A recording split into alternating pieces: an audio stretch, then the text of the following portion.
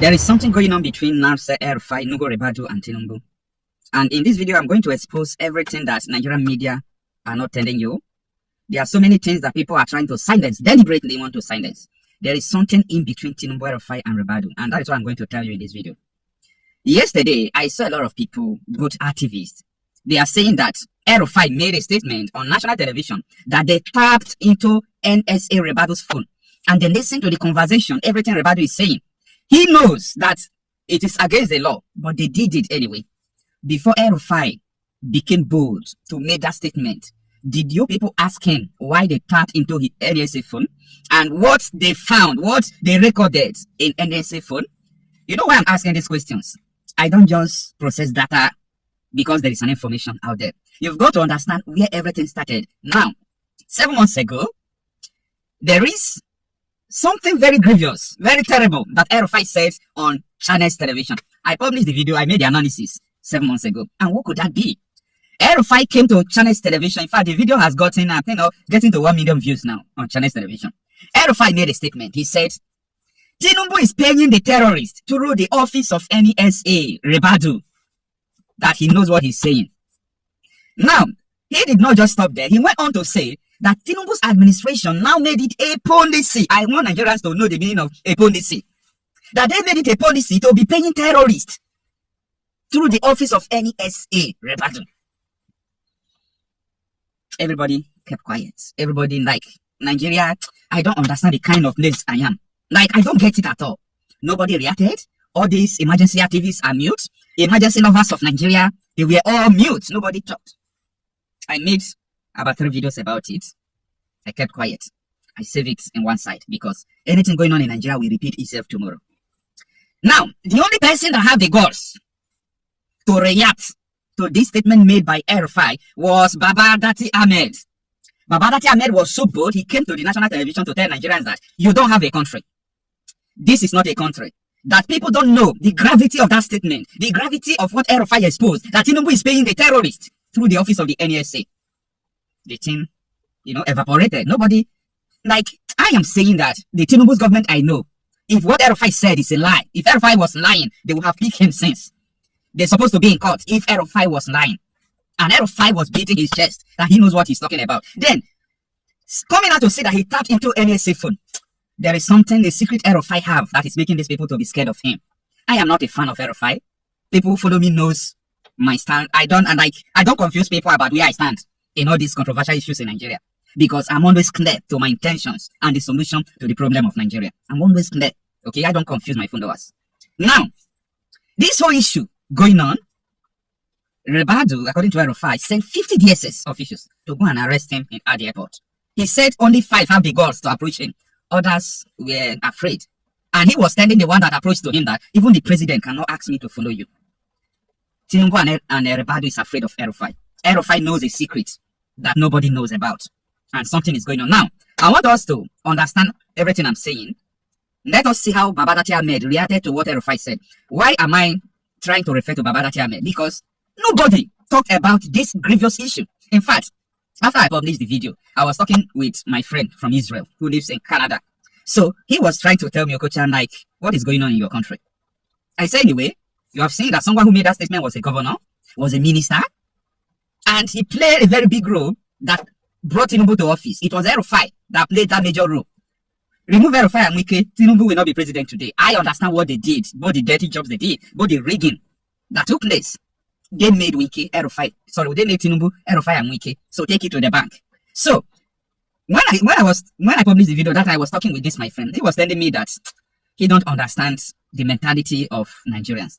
That you see this statement that this man made, if the statement is true, that is to say that he will start looking at Nigerians with different mentality because they are like the kind of people who are complicit with their silence with what is going on in Nigeria, with what is happening against them. And I agree with him. I was in accord with him. Because someone cannot just come out to tell your problem that Tinubu is paying terrorists. Look at now, everybody is campaigning for the same Tinubu that is paying terrorists, according to EL-RUFAI. Does it make sense to a normal human being? I challenge Tinubu and EL-RUFAI Tinubu and Ribadu to drag EL-RUFAI to court if what EL-RUFAI said is not true. Let the head knows in court. Let EL-RUFAI come and expose what he knows in court. You people don't know where you are living. You understand? Anyway, before I go forward, listen to what Babadati Ahmed said. Stay with me. We, the ordinary citizens, have no option. The whole world will take it that, yes, the Uncle Tinubu government, so-called federal government of Nigeria, has a policy of paying bandits and terrorists. The history I narrated to you of collecting donations from all over the world by somebody who specialized in collecting donations. Do we really have a government if somebody who sold Nigeria's assets for 4 years at BPE, served as FCT minister for 4 years, and served as governor, would say that there's a national policy of paying bandits? Do we have a government? Am I a citizen? Are you a citizen? Does Nigeria exist? Or do a pack of people live in a certain territory with another group of people claiming to misrule them? Do we have a government? Do we have a nation? What are we doing? Are people understanding the gravity of this statement? Do we even have an office of a national security advisor? A national policy is official position of government, an official declaration that this is what we shall be constitutionally doing, what we shall be legally pursuing. That's what we call a national policy. It is made public, it is celebrated, it is broadcast to the whole world. Was such a thing held? Why did Nasir say it? If the office, so-called Office of National Security Advisor, will take this statement with levity, then Nuhu Ribadu was never a policeman. He is not a qualified lawyer. He should not be in that office. What would you say he should be doing? His office has reacted to this. That is not a reaction. If you were at the NSA, what would you be doing? And Nasir should be writing some comments by now, some statements to the police, to the courts. If the position of Nigeria, the so-called APC government of Uncle Tinubu, if their official position is to be compensating bandits, paying bandits, then we don't have a nation. So your inference tonight is that whatever Malam Nasir El-Rufai has said in that respect, which we play back, yes, it is not true. The government of the day should be taken more seriously. Yes, and so long as it passes by with the so-called what you call reaction of the answer. Then all right, let me take you to this angle. You see, I can never leave you confused when I'm making video. I will make sure you understand every part of the video. Now, why should I doubt what El-Rufai said when so many Islamic clerics, Tinubu is a Muslim, Ribadu is a Muslim, and so many of their colleagues have said that Boko Haram is a blessing to Nigerian Muslim? Okay, now this man Shegumi made that statement, and I have seen videos, about 7 videos in my possession now, of mosque. This is not AI, this is not, in fact, when I got this video, AI have not started coming out like this. Now, they were saying that Boko Haram is a blessing to us, ISWAP is a blessing to us, this one is a blessing to us. Now, if Boko Haram and ISWAP are blessings to northern Muslims, paying them is not a haram to them. So, I want you people to match this thing that I'm saying. Now, pay attention, listen to what this Islamic cleric are saying in the mosque. Pay attention.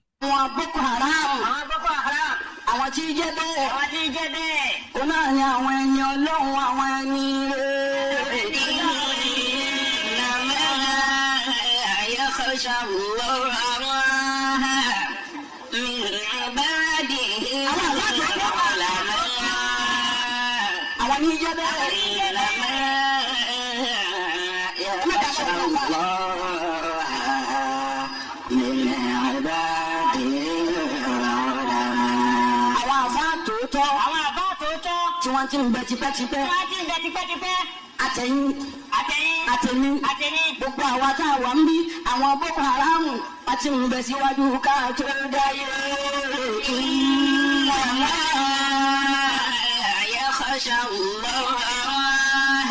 Boko Haram àwọn tí jẹ́ bẹ́ẹ̀ ó náà ní àwọn ẹni Ọlọ́run àwọn. Now, do you see how some moderate Muslims in the mosque were looking at the clerics? Some of them were looking at them like, what are they saying? Come on. You see, so many Muslims who do not understand what most of their clerics are doing. Like, they don't get it.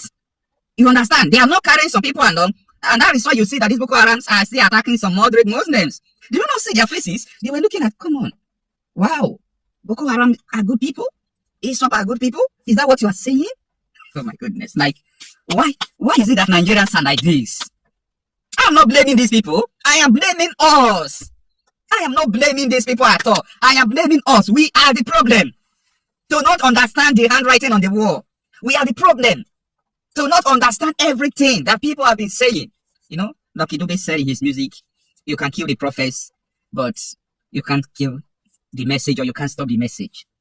Everybody who brought good message for you about Nigeria, many of them have been killed, you know, a lot of them have been arrested and detained unconstitutionally because of interest. But you know what? The message will remain. Nigeria cannot be one. Nigeria cannot be one. I am telling people that generations to come will regret why their fathers did not fight for them. Now, my message for you, I see a lot of people now campaigning for APC, campaigning for Tinubu, City Boys movement. I want to ask Obi Kubana chief priest, are you aware that Tinubu is paying terrorists according to El-RUFAI? Ehamufu, people can't enter there because of these terrorists. So, are you trying to campaign for someone who is paying terrorists according to El-RUFAI? No, we have to think sometimes. But you know what? The reason why I'm not too much interested in federal elections, presidential politics, is because nobody can enter there that can change Nigeria. The only solution to stopping all these things is let Nigeria divide, even though it's into 15. Every ethnic group, everybody have to have the ability to defend themselves because of what is coming. These people forget. These people are saying Boko Harams are good people, Islam are good people. These people are going to call jihad.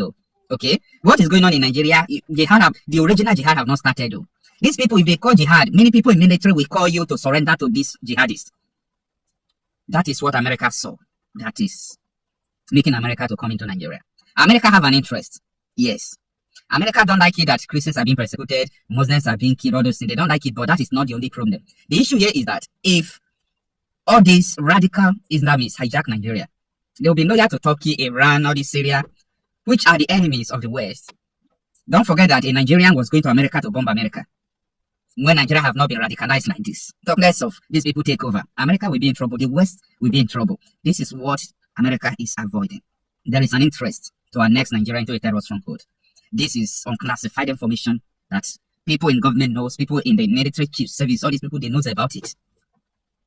Anyway, it is what it is. If you have not listened to what Baba Datianet said before, you can take a listen to the video to the end. We, the ordinary citizens, have no option. The whole world will take it that, yes, the Uncle Tinubu government, so-called federal government of Nigeria, has a policy of paying bandits and terrorists. The history I narrated to you of collecting donations from all over the world by somebody who specialized in collecting donations. Do we really have a government if somebody who sold Nigeria's assets for 4 years at BPE, served as FCT minister for 4 years, and served as governor, would say that there's a national policy of paying bandits? Do we have a government? Am I a citizen? Are you a citizen? Does Nigeria exist? Or do a pack of people live in a certain territory with another group of people claiming to misrule them? Do we have a government? Do we have a nation? What are we doing? Are people understanding the gravity of this statement? Do we even have an office of a national security advisor? A national policy is official position of government, an official declaration that this is what we shall be constitutionally doing, what we shall be legally pursuing. That's what we call a national policy. It is made public, it is celebrated, it is broadcast to the whole world. Was such a thing held? Why did Nasir say it? If the office, so-called Office of National Security Advisor, will take this statement with levity, then Nuhu Ribadu was never a policeman. He is not a qualified lawyer. He should not be in that office. What would you say he should be doing? His office has reacted to this. That is not a reaction. If you were the NSA, what would you be doing? Nasir should be writing some comments by now, some statements to the police, to the courts. If the position of Nigeria, the so-called APC government of Uncle Tinubu, if their official position is to be compensating bandits, paying bandits, then we don't have a nation. So your inference tonight is that whatever Malam Nasir El-RUFAI has said in that respect, which we play back, it is not true. The government of the day should be taken more seriously. Yes, and so long as it passes by with the so-called, what you call reaction of the answer, then it is true. And I tend to agree that it could be true. But if for example, I was going to ask for this one here. Another almost 8-year governor of Borno State said that there are informants of terrorists in the Nigerian military and among Nigerian politicians. And it is official. You have the evidence. Before then, there was another politician who again said that bandits and terrorists were brought into Nigeria pre-2015 election. These are even small ones. Do you remember? Now, what I'm about to say and my arguments are that insecurity is part of APC. Insecurity has been APC's way of getting power. Insecurity has been part of APC's way of staying in power. Is that fact or just your opinion? That is my candid, firm opinion that is being strengthened by the kind of unfortunate comments like that of Nasir. So, 2 days ago. But there are no facts in what you're saying. There are no facts in what you're saying. saying. There are opinions. How would you say a government of the day is part of their life or living is insecurity? I'm giving you the facts. Now, I have clearly given you 3 statements of politicians, government functionaries that are undisputed. I have given you this. Go back in time. Do you remember that a former Nigerian president was attacked by terrorists? Unprecedented, never in the history of Nigeria did that happen. Do you also remember that I made a passive statement on that in 2022, which, as usual, people didn't take seriously? Why did some young men in the forest in the northeast, what business do they have? When Nigerian leaders leave, they are liked, they are loved, they are forgiven all their errors and everything. This one, they followed and tried to kill him. Why did that happen? What happened in all the donations leading up to 2015? Why decide to come back and run in 2015 after crying and telling the whole world you're no longer contributing? What was the link with North Africa? What was the link with Muammar Gaddafi? He's not alive, but others are alive to say it.